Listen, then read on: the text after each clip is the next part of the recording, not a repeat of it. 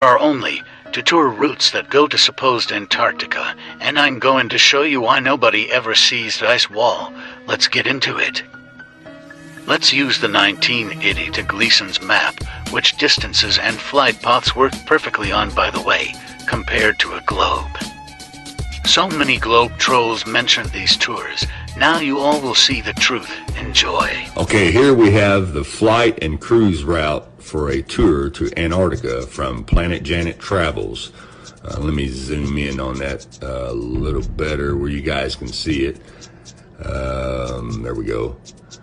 Okay, now let's switch over to this map of the route so you can see the names. It leaves out of Cape Horn, goes past the South Shetland Islands along the Antarctic tail and then back up. Now this right here would be the South Shetland Islands on Google Maps. And then of course there's the little tail of Antarctica.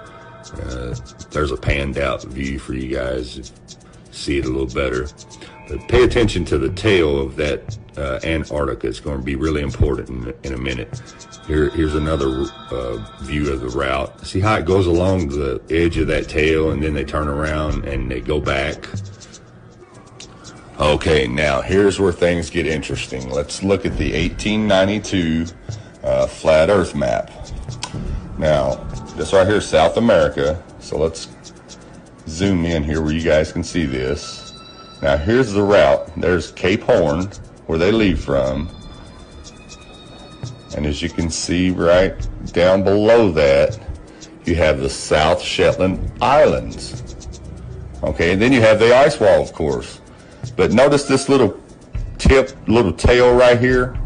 Well, that's the same tail that you see on the continent Antarctica that they show you on the globe, which is pretty slick.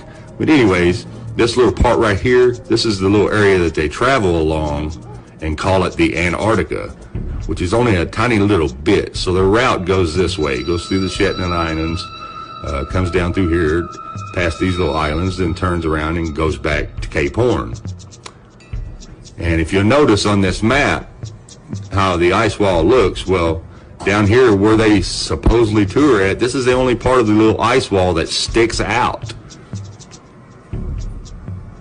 in that area. So you'd be stationed there working or take a tour and you would never really see the ice wall. You only see that little piece of it that sticks out because of the rest of Antarctica is off limits. Thanks for watching. Don't forget to like, comment, and follow at Mike Pre.